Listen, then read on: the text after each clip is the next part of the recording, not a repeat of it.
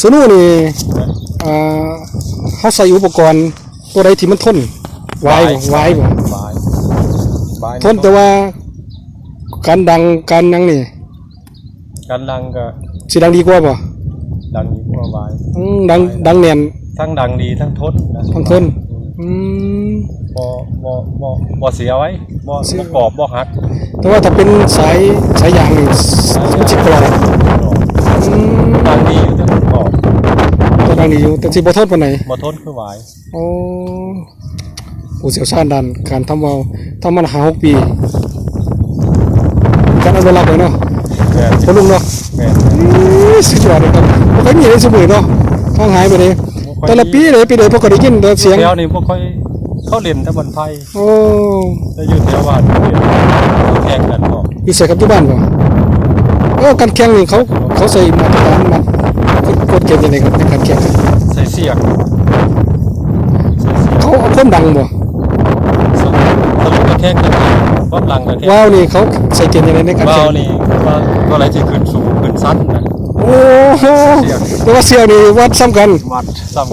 ตัวได้สิขึ้นสั้นกว่ากันสิขึ้นสั้นกว่ากันนะมีเทคนิคว่าเฮ็ดจังได๋สิให้มันขึ้นสั้นในการมัดตองบ่เกี่ยวกันบ่มัดตองเกี่ยวกับมัดตองมันสิขึ้นสั้นบ่สั้นโอ้จีได้ฝีมือแต่ละคนนี่มันแต่อาจารย์บ่คือกันโหนึงได้รางวัลได้เขาบ่ได้รางวัลได้แล้วว้าแสดงว่าผู้เชี่ยวชาญสำหรับการพิเศษได้นี่สุดยอดดันเข้ามาเขาเด่นแข่งโอ้สุดยอดดีๆพี่น้องเอ้ยแต่ว่าคือกันกับแข่งอันนั้นคือกันกับแข่งอีหยังน่ะคือว่าแต่ว่าแอกสนุนี่ความหลังมวลนี่ก็ตั้งหากอีกตั้งหากอีกบ่ครับตั้งหากอีกแต่ว่าตั้งหากอีกมันมีขึ้นสูงก็ตั้งหากอีกตัวนี้ใส่ว่ามันใส่ว่าหางบ่นี่โอ้หางว่าลูกโอ้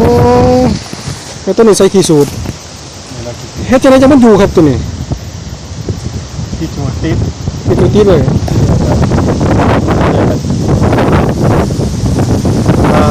ถ้าบ่มีตัวนี้ก็ล่ะผมมีขี้สูบนี่บ่ดังซั่นถ้าบ่มีหัวโอ้บ่ดังถ้าบ่มีหัวนี่สนุกนี่สิบ่ดังเลยบ่ดังนี่โอ้ยมันเป็นเรื่องน้อยถ้าเฮาบ่ฮู้นี่โอ้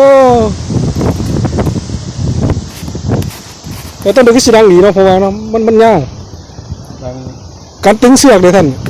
การตึงเสือกนี่เสียงจะ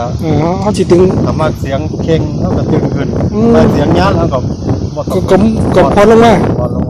โอ้สามารถเสียงเข่งครับเอาพี่น้องครับทดสอบเทสเสียงนะครับว่าสิดังดีสมัยพี่น้องเอาลองมึงครับ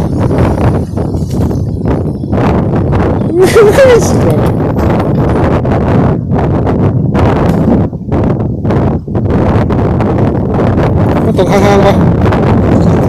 เอาแกงยักษ์สุดยอดครับผมเอาแกงยักษ์ในที่หนึ่งเนาะกันเนาะ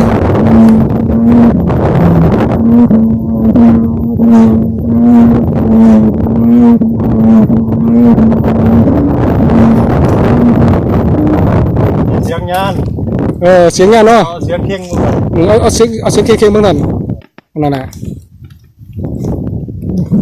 นี่ครับก็คือเป็นการที่เสียง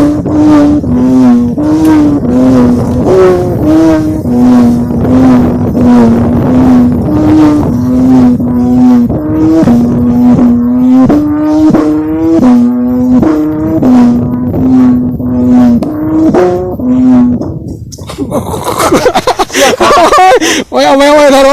โอ้ยสุดยอดเลยพี่ดังสิสเก็ตข่าวเลยสเก็ตข่าวเลยอันนี้มาถ่ายไปยังสเก็ตข่าวนะสุดยอดเลยเสียก7 ปีเลยนี่เสียกมันผู